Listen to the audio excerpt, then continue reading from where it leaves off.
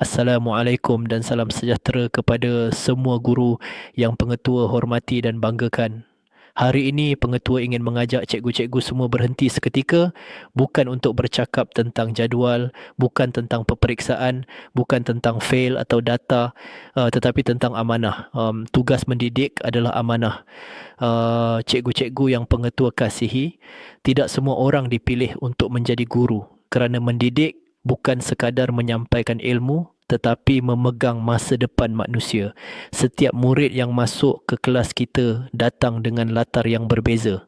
Ada yang datang dengan sokongan, ada yang datang dengan luka, ada yang datang dengan harapan, ada yang datang tanpa siapa-siapa, dan Allah amanahkan mereka kepada kita walaupun hanya beberapa jam sehari. Pengetua ingin sebut satu ayat yang sangat benar. Amanah seorang guru bukan pada silibus tetapi pada jiwa murid. Cikgu-cikgu sekalian, murid bukan kertas kosong. Mereka adalah hati yang sedang dibentuk. Cara kita bercakap boleh membina atau meruntuhkan. Cara kita menegur boleh menguatkan atau mematahkan.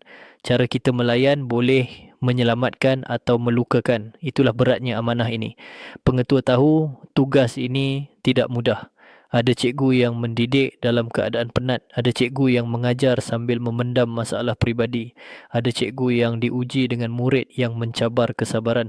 Namun cikgu tetap hadir, tetap berdiri di hadapan kelas, tetap cuba sedaya upaya. Kerana cikgu faham, ini bukan sekadar kerja. Ini amanah yang dipikul dengan jiwa. Pengetua ingin ingatkan satu perkara penting.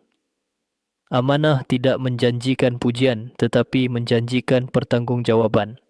Mungkin usaha cikgu tidak dihargai hari ini. Mungkin jasa cikgu tidak dipuji sekarang. Mungkin cikgu rasa letih dan tidak nampak hasil.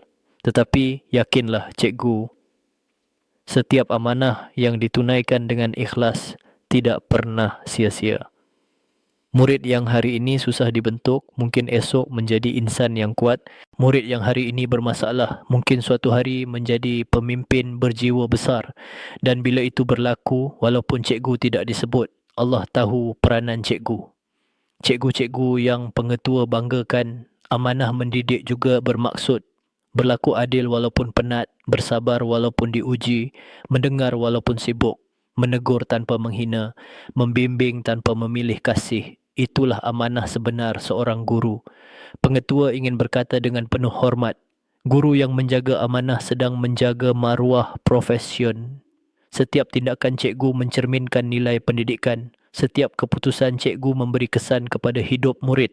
Sebab itu menjadi guru bukan tentang siapa paling pandai, tetapi siapa paling bertanggungjawab. Cikgu mungkin tidak sempurna, cikgu mungkin pernah silap. Tetapi selagi cikgu ikhlas memperbaiki diri, cikgu sedang menunaikan amanah ini dengan mulia. Pengetua ingin tinggalkan satu ayat sebagai penutup AP96 ini. Apabila tugas mendidik dilihat sebagai amanah, setiap penat akan menjadi pahala dan setiap usaha akan menjadi bermakna. Teruskan mendidik dengan hati, teruskan mengajar dengan nilai, teruskan memikul amanah ini walaupun berat. Kerana guru yang amanah sedang membina generasi yang akan menjaga dunia ini suatu hari nanti. Dan sebelum pengetua akhiri, jika video ini bermanfaat, jangan lupa subscribe channel pengetua agar lebih ramai guru dikuatkan, lebih ramai pendidik disedarkan dan lebih ramai memahami bahawa tugas mendidik adalah amanah yang sangat mulia.